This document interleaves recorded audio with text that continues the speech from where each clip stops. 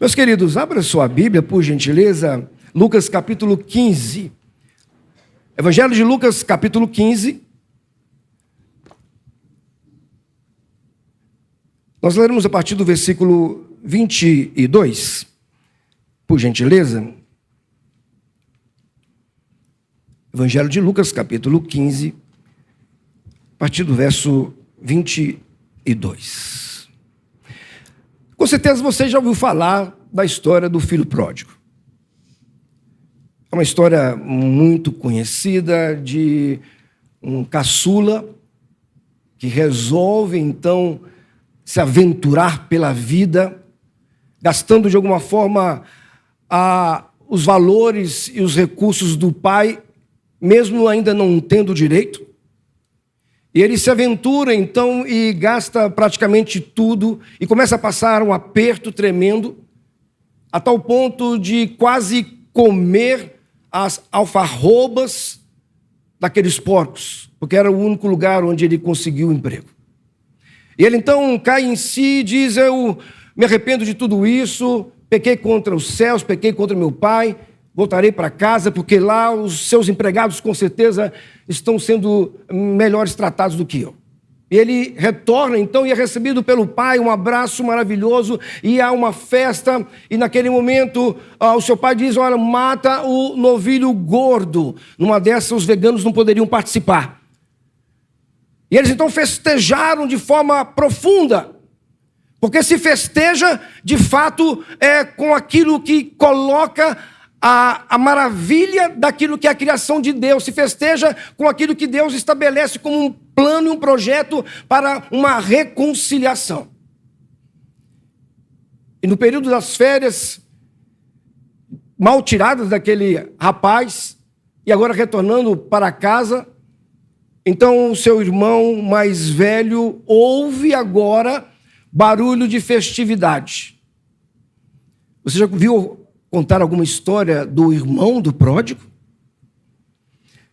Porque nós sempre focamos naqueles que estão em evidência, mas esquecemos que existem, de alguma forma, lições importantes num contexto de que pessoas não muito bem observadas podem nos dar uma lição.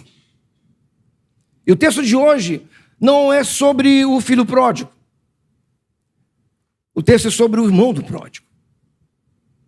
E no versículo 22, acompanhe a leitura por gentileza, o pai ainda com um coração emocionado, depois de ver o filho aproximando com um andar trôpego, disse, porém, falando aos seus servos, tragam depressa a melhor roupa e vistam aqui nele.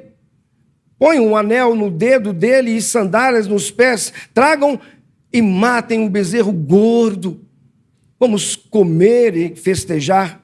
Porque este meu filho, ele estava morto e reviveu, ele estava perdido e foi achado. E começaram então a festejar.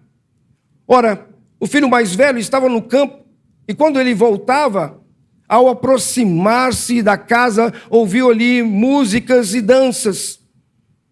Chamou um dos empregados e perguntou o que era aquilo. Então informou: o seu irmão voltou. E por tê-lo recuperado a saúde, ou com saúde, o seu pai mandou então matar aquele bezerro gordo. O filho mais velho se indignou e não queria entrar. Saindo, porém, o pai procurava convencê-lo a entrar. Mas ele respondeu ao seu pai: faz tantos anos que sirvo o Senhor e nunca transgredi um mandamento seu. Mas o Senhor nunca me deu um cabrito sequer para fazer uma festa com os meus amigos. Mas, quando veio este seu filho que sumiu com os bens do Senhor, gastando tudo com prostitutas, o Senhor mandou matar o bezerro gordo para ele. Então o pai respondeu: meu filho, você está sempre comigo. Tudo o que eu tenho é seu. Mas era preciso festejar e alegrar-se, porque este seu irmão estava morto e reviveu. Ele estava perdido e foi achado. Vamos orar mais uma vez. Senhor, não a nós. Não a nós, mas somente a Cristo Jesus, Senhor e Salvador nosso. Como Deus, nosso coração se alegra em saber que podemos confiar na Tua palavra, a Tua palavra que é viva e eficaz.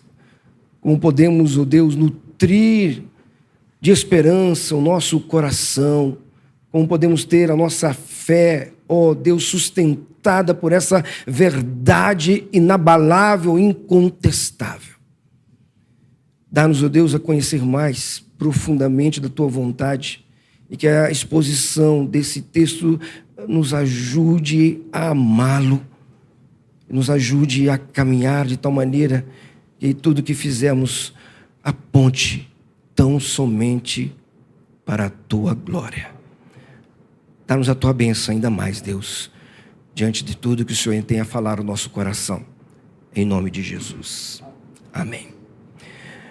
Lições do irmão do pródigo. Meus irmãos, o capítulo 15 de Lucas, ele é amplamente conhecido pelas parábolas dos perdidos. Você pode voltar um pouco à leitura que você verá aí as parábolas dos perdidos. A ovelha perdida, a dracma perdida e também o filho perdido ou o filho pródigo. As três parábolas, elas desenvolvem, então, ações que caracterizam aqui esta graciosidade do Senhor, porque se trata do Deus que vai ao encontro do desgarrado, do Deus que traz luz à escuridão para encontrar o perdido, do Deus que, então, descreve aqui o caráter do Pai paciente, que espera até cumprir o tempo do retorno daquele filho que fugiu do seu lar.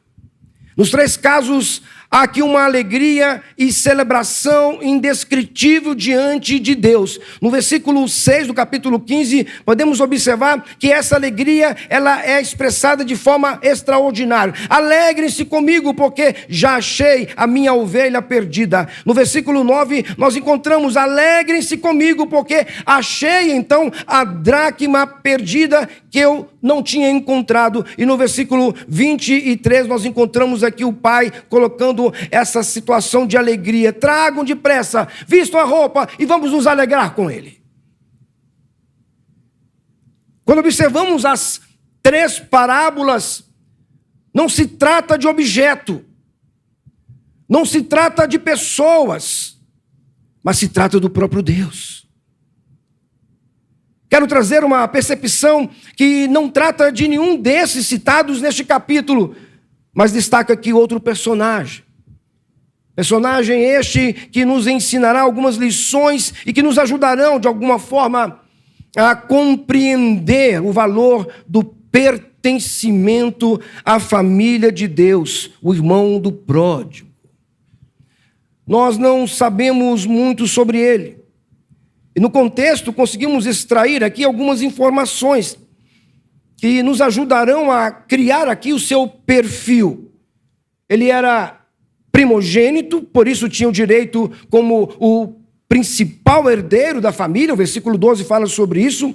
Tudo leva a crer que ele era responsável, era uma pessoa, um filho leal ao pai, o que se confirma quando ele não se aventurou e não se rebelou como o irmão mais novo. O versículo 3 fala sobre isso.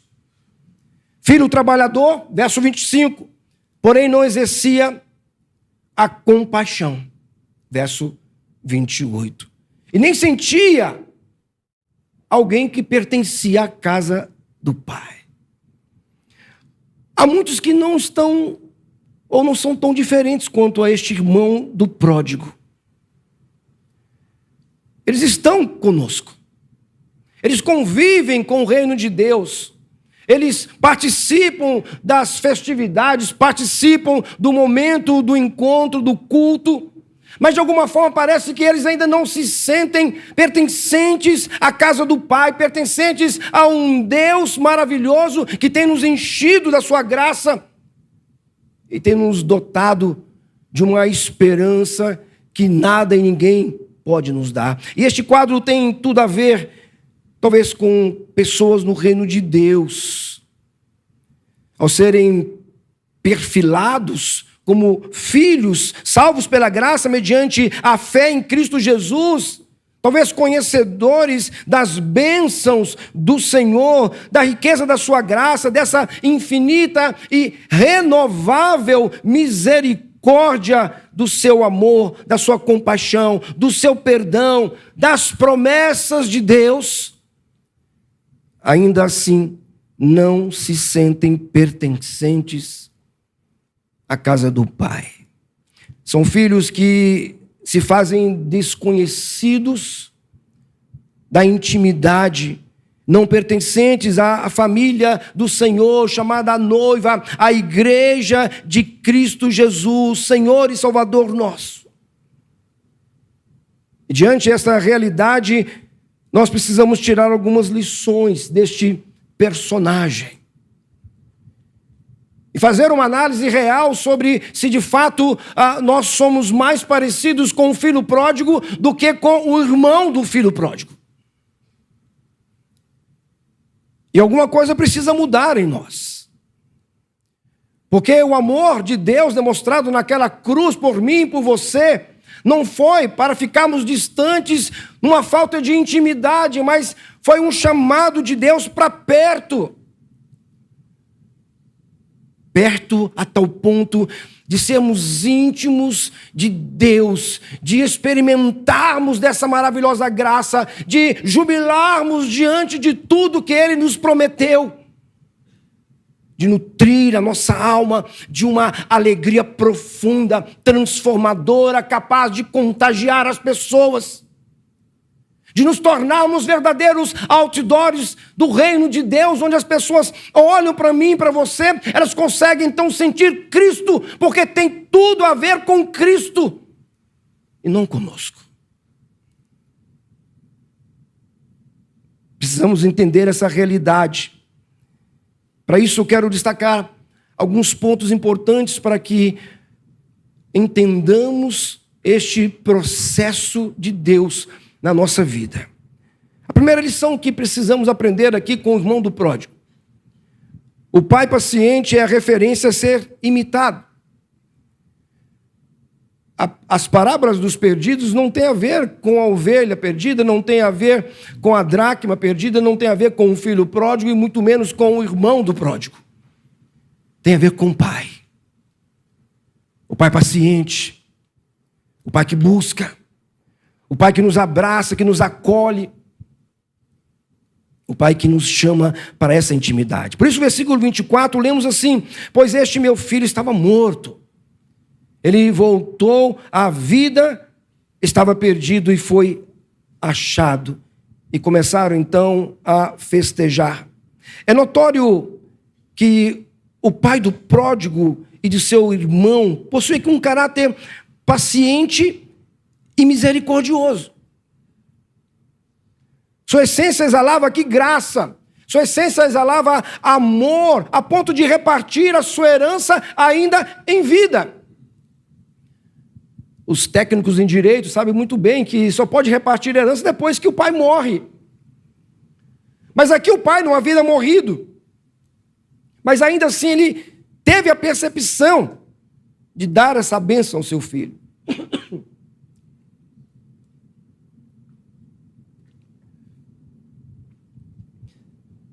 Conseguimos olhar para essa situação e ter uma percepção ainda mais profunda, porque acima da sua bondade, meus irmãos, havia aqui o amor reservado à sua alma, para receber de volta em profunda alegria o filho que havia abandonado em busca de aventura. Há muitos que se aventuram no reino de Deus. Há muitos que não conseguem ter uma percepção de que nós vivemos por Deus, para Deus e para a glória daquele que nos chamou. E é certo que os filhos deste pai observavam aqui o seu caráter e bondade dia após dia, pois sendo ele então paciente, um pai amoroso, vemos aqui com o pródigo, porque não seria também com o outro. Assim também é o Senhor conosco. A falta de uma sensibilidade do quanto Deus tem nos dado graça sobre graça, tem feito muitas pessoas se parecerem com o irmão do pródigo.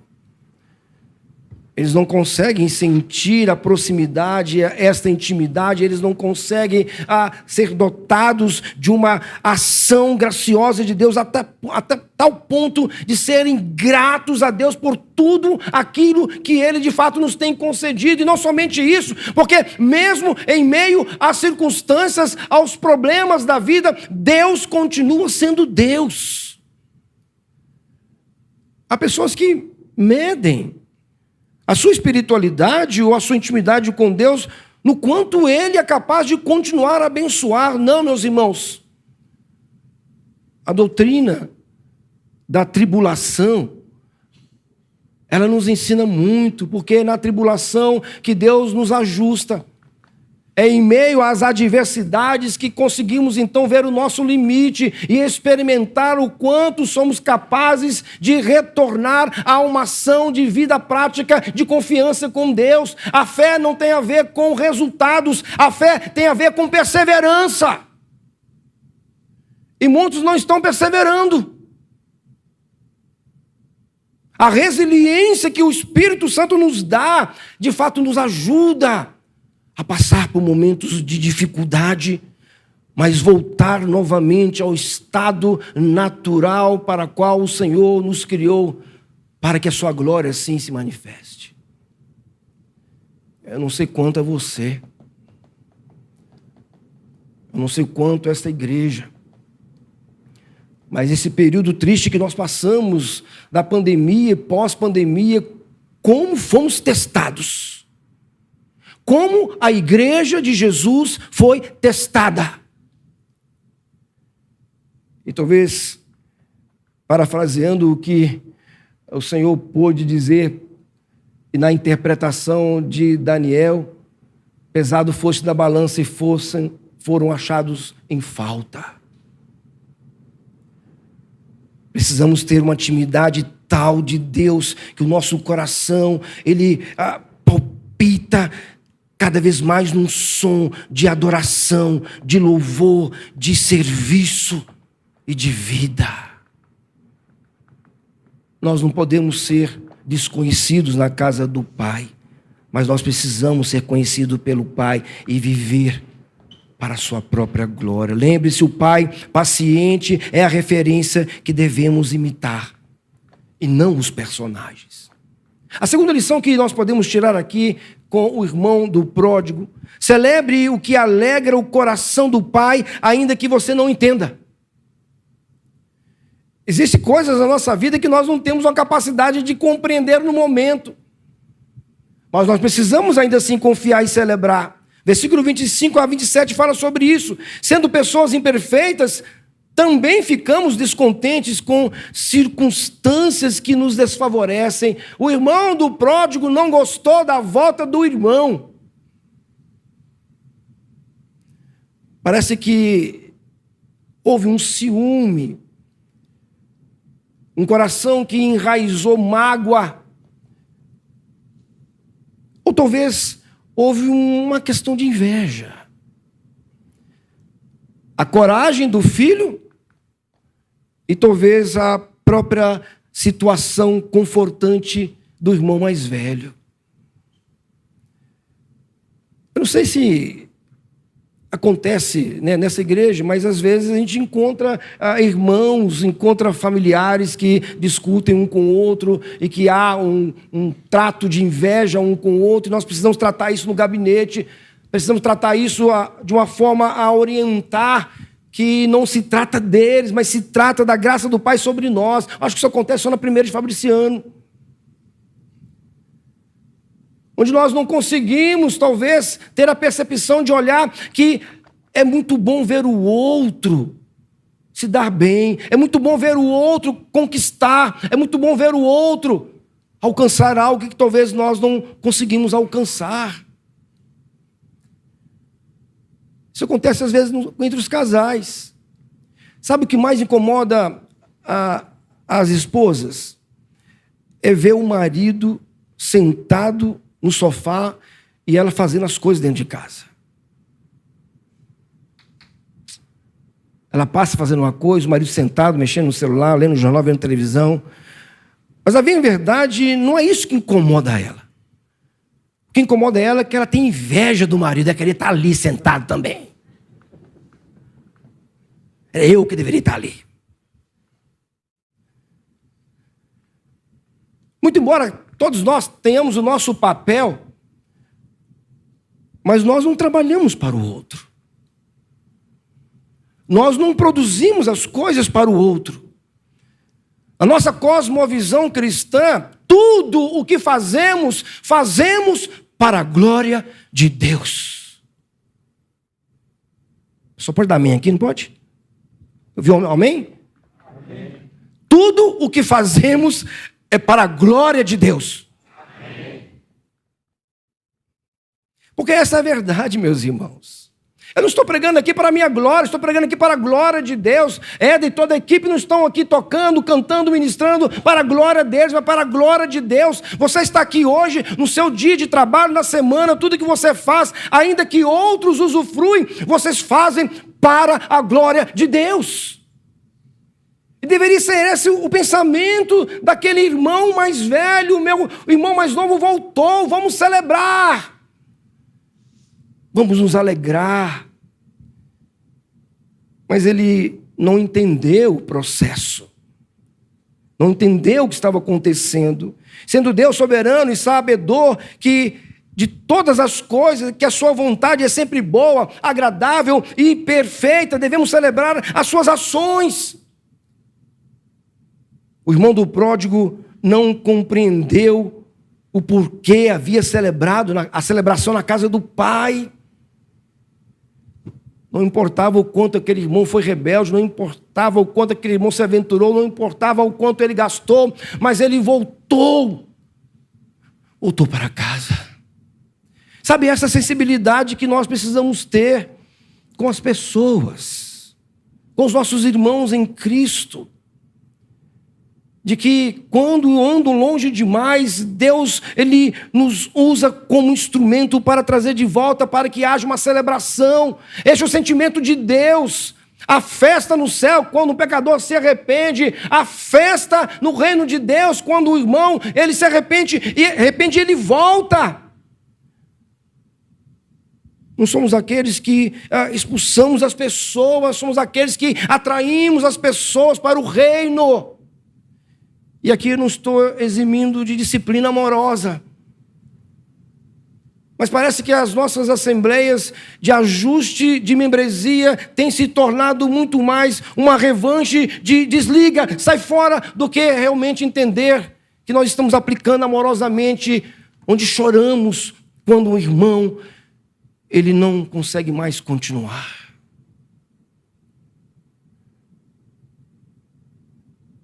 Parece que as coisas têm a ver muito mais com o que eu sinto do que com aquilo que produzirá glória a Deus.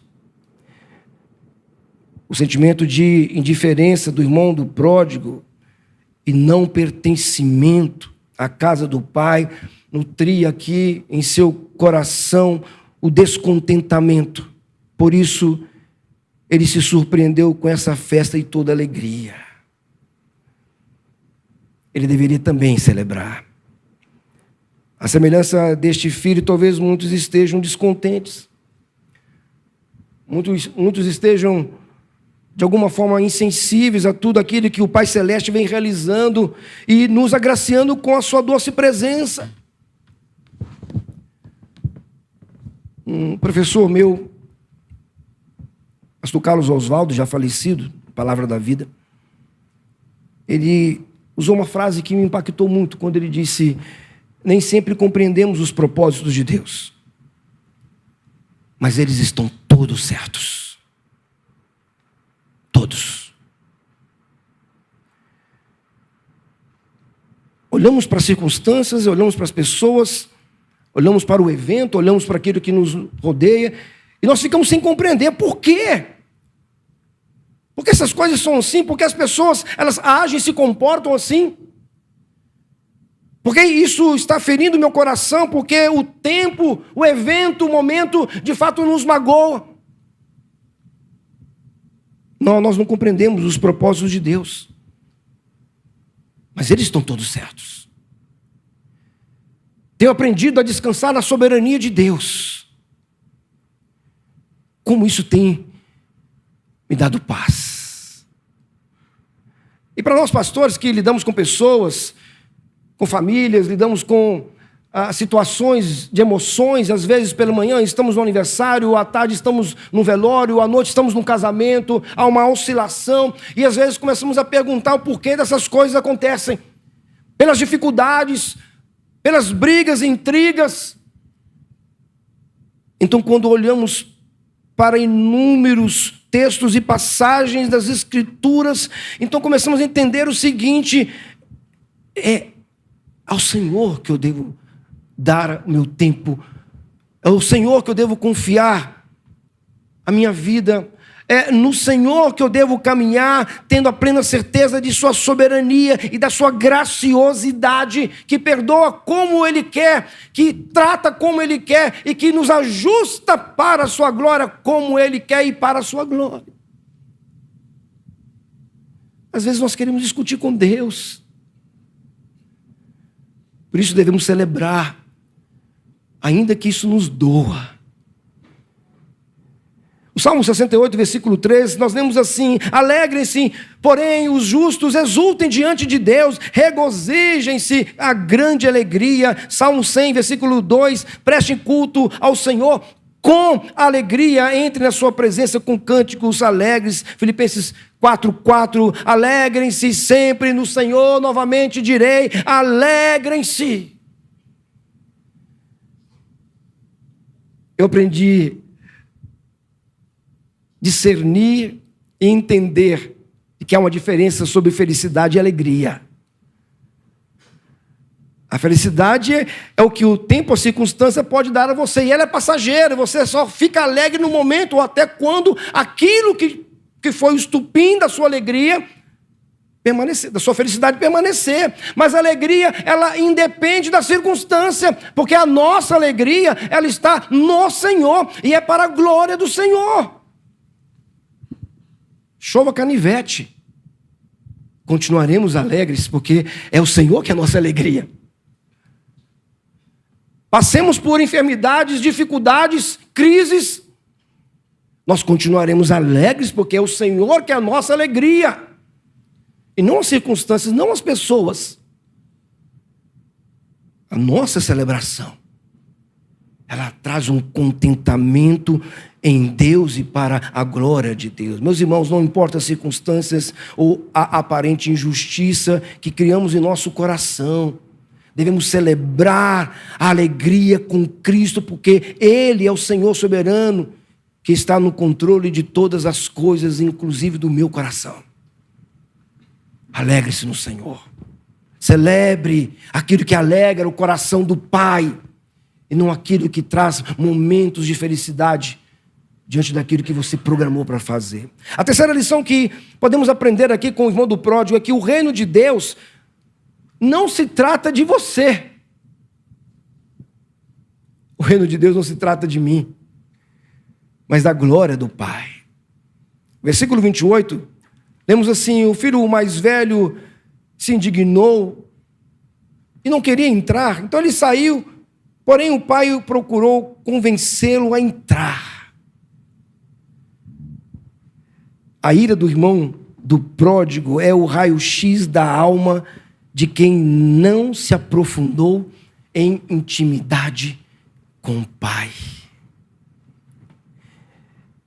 A nossa vida, ela pertence a Deus, meus irmãos. O que temos e o que somos é dádiva de Deus. Tudo o que está em nossa volta está sob o controle soberano do Senhor. De fato, nós somos imerecedores da sua graça, somos imerecedores da sua bondade, da sua misericórdia. A salvação pertence ao Senhor. Toda a criação, toda a terra, os céus, o mar, tudo vem dele. Isso porque não se trata de você e não se trata de mim, mas trata-se da glória do Pai. No escritório da minha casa, certa feita eu saí, abri a janela, E logo pela manhã eu vi um arbusto com uma única flor.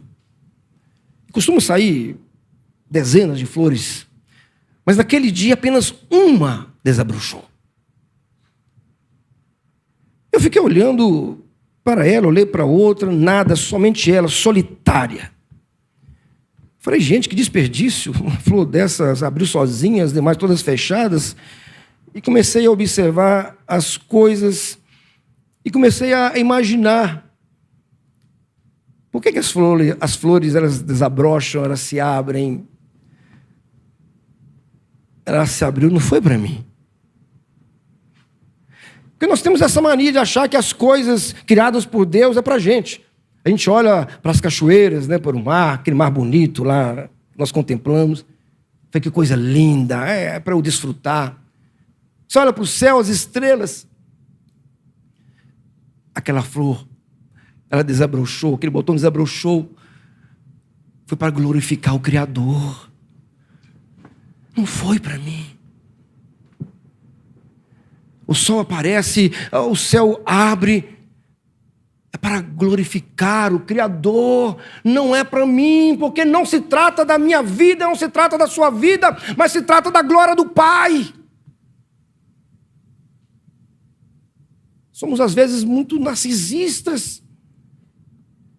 Olhamos no espelho e às vezes acordamos bem animados e só falta falar, bendito seja eu, louvado seja o meu nome. Como que eu estou bonito hoje? Nós encontramos atualmente certos pregadores, coach, que fazem as pessoas se sentirem quase semideuses. Você é o cara.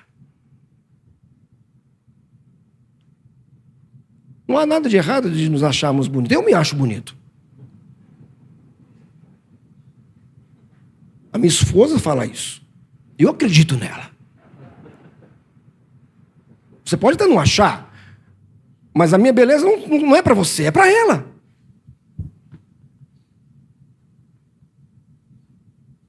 Precisamos entender que todas as coisas no reino de Deus não se trata da gente. Sabe, as suas capacitações, os seus diplomas, o que você sabe fazer, aquilo que você sabe fazer de melhor, a sua atuação, a sua informação, o que você faz, o que você tem. Meu querido, tudo isso é dádiva de Deus. Eu não consigo entender pessoas que foram abençoadas, pessoas que conseguiram ter um dom, receberam de Deus um dom de conhecimento e de diplomas, pessoas que têm pós-graduação, mestrado, PhD, pós-doc. Mas eles não conseguem servir a Deus com tudo aquilo que foi oportunizado por Ele. O diploma que você tem em mãos, o conhecimento que você tem em mãos, os seus dons e talentos, é para glorificar o seu Deus. É isso que nos torna importantes, é isso que nos torna úteis. O reino de Deus não se trata de nós, mas se trata do Senhor. O apóstolo Paulo, ele escrevendo aos Romanos, capítulo 11, se você puder abrir a sua Bíblia ou projetar 11, a partir do verso 33. Romanos capítulo 11, a partir do verso 33. Nós lemos assim: ó, profundidade da riqueza, tanto da sabedoria como do conhecimento de Deus, quão inexplicáveis são os seus juízos e quão insondáveis são os seus caminhos. Pois quem conheceu a mente do Senhor, ou quem foi o seu conselheiro, ou quem primeiro deu alguma coisa a Deus para que isso lhe seja restituído, porque dele, por ele e para ele são todas as coisas, e a ele seja dada a glória para todos sempre. Amém. Amém. Quando não pensamos assim, que tudo é para a glória do Pai, nos tornamos ingratos e murmuradores como o irmão do pródigo. Por isso o versículo 28 a 30 retrata a sua indignação, a sua falta de sensibilidade daquilo que foi o amor gracioso do Pai. Ele olha então para o Pai perdoador e ele então fica irado porque ele não consegue perdoar como o Pai perdoa. Ele não consegue dispensar graça como o Pai dispensou. E lembre-se, nós temos que olhar para o Pai como referência, não para o nosso coração. Porque o nosso coração é perverso. É do coração que procedem todos os maus pensamentos. Porque é aquilo que sai da boca é que contamina, não que entra. E tem muita coisa saindo da boca de muita gente. Mas é o que você, de fato, é capaz de dar. O que sai da sua boca fala muito do que você tem por dentro, ou do que você é por dentro. Porque se suas palavras, se seu olhar saem para abençoar, saem para glorificar a Deus, então é do que você está cheio. Mas se sai a murmuração, a ingratidão, a fala do próximo, então é isso que está cheio, o seu ou o meu coração.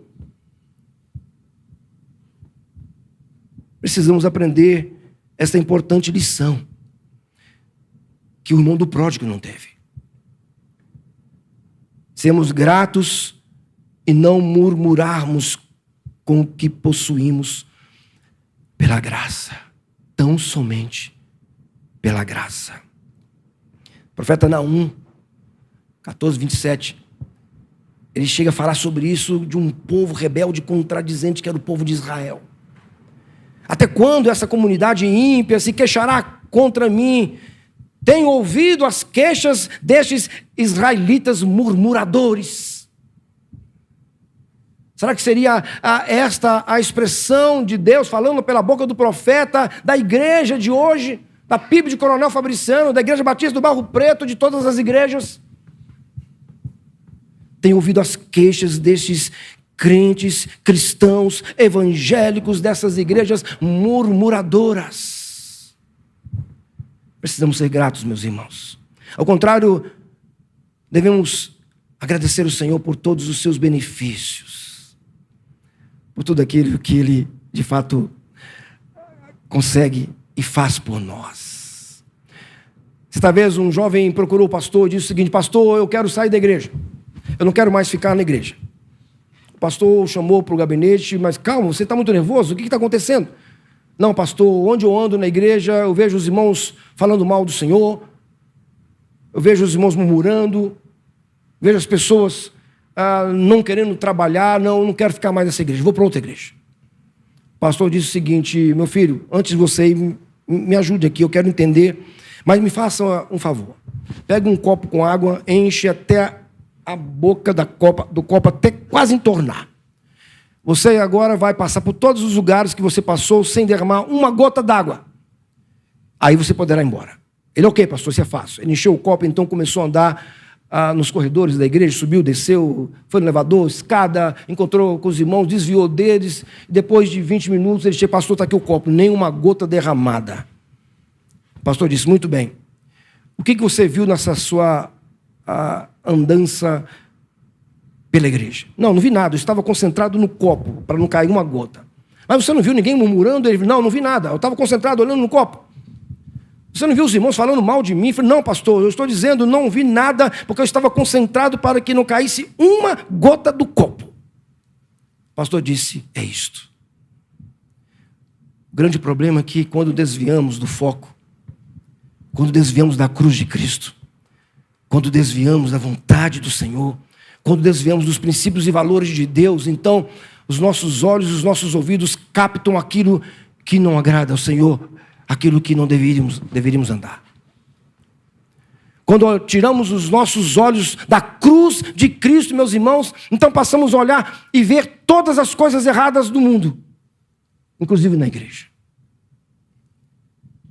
Precisamos olhar para a cruz de Cristo e não desviar o nosso olhar da cruz do Senhor, porque assim nós superaremos os problemas, assim nós avançaremos e nós cumpriremos a vontade que é boa, perfeita, agradável de Deus, porque estamos focados na cruz de Cristo e não nas pessoas.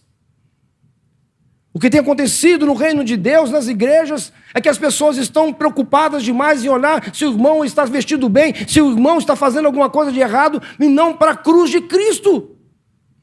Para onde você está olhando? Ou para quem você está olhando? Para os problemas?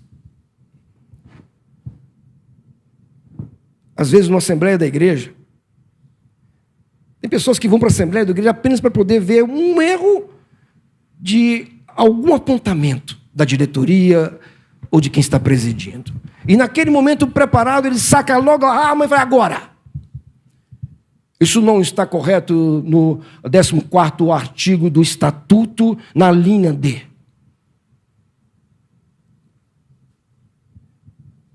Será que é isso que Deus requer de nós?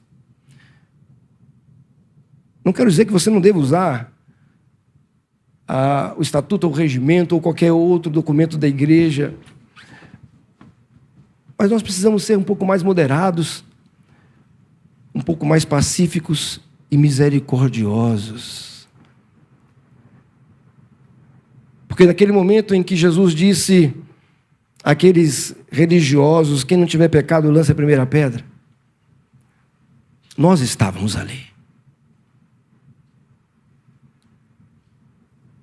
E se alguém desferisse algum golpe, nós seríamos os primeiros também a atacar.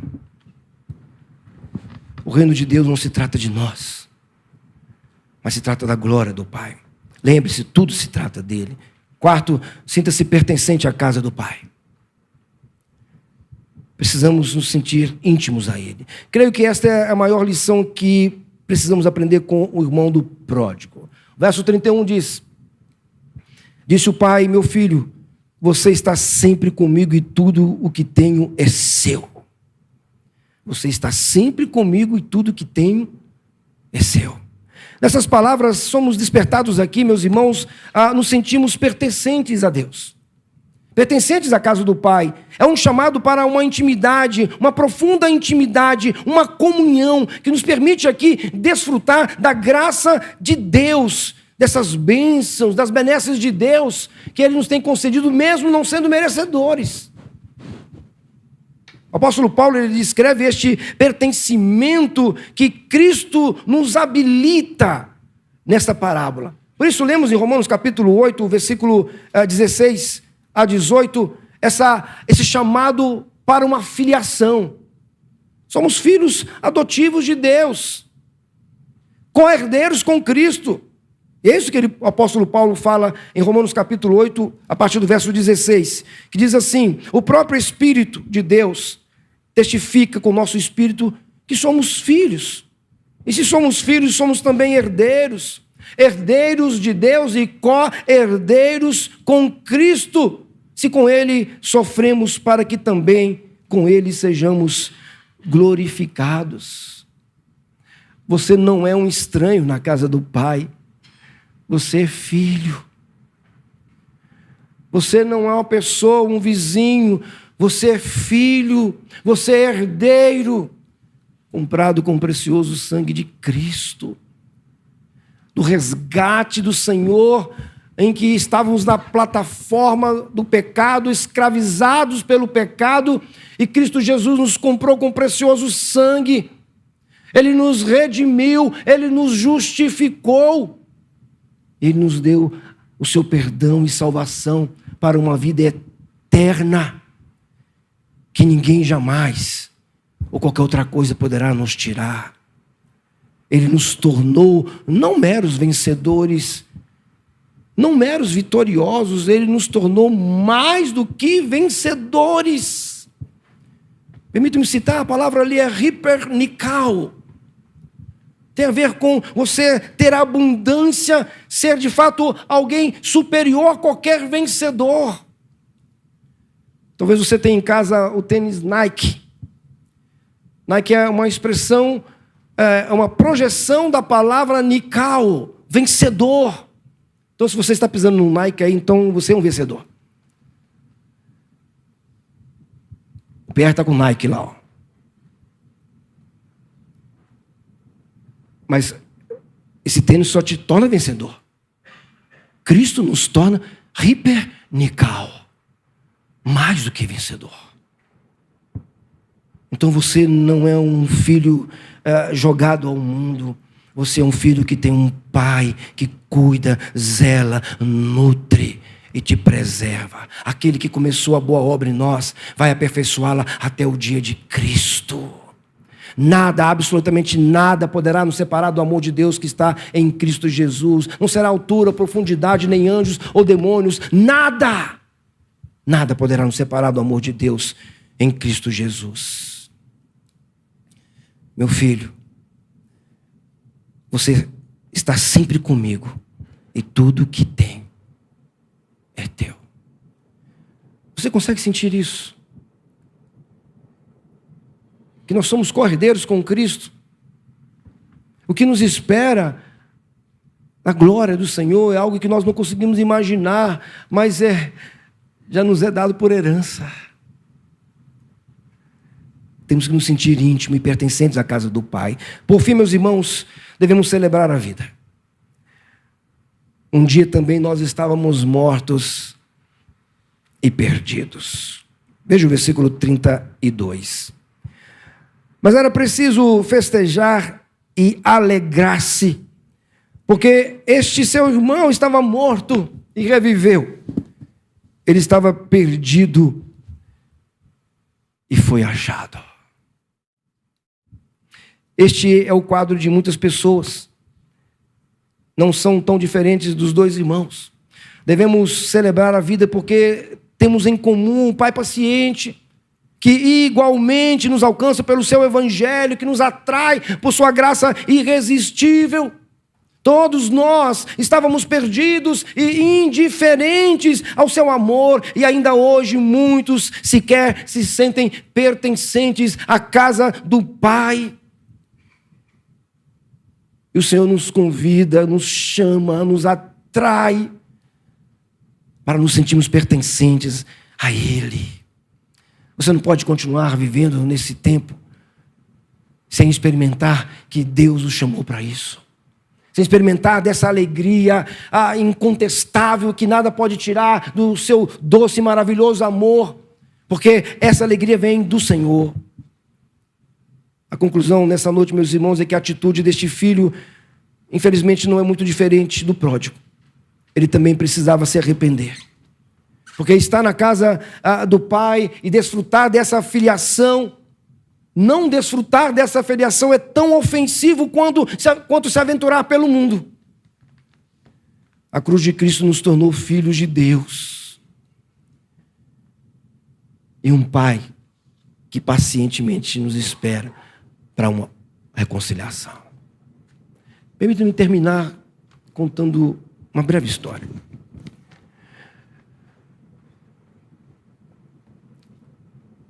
Um casal que estava enfrentando um problema de enfermidade, a esposa estava com câncer. Aquele homem, crente em Jesus, juntamente com a sua esposa, toda a igreja, eles oraram para que Deus pudesse curá-la.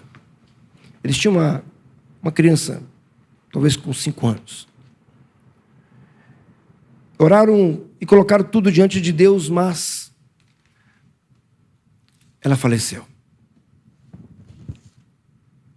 Aquele homem começou a viver um tempo difícil,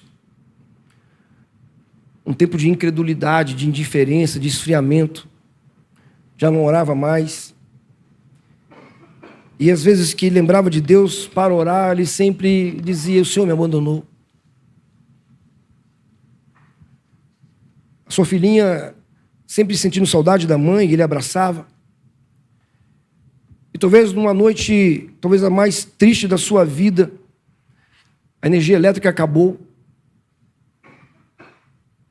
A filhinha chorou com medo, ele a pegou pelo colo e falou: venha com o papai, vamos descer e vamos ver se de fato um fusível estragou ou um disjuntor desarmou. Ele pegou a lanterna, desceu com a filha no colo.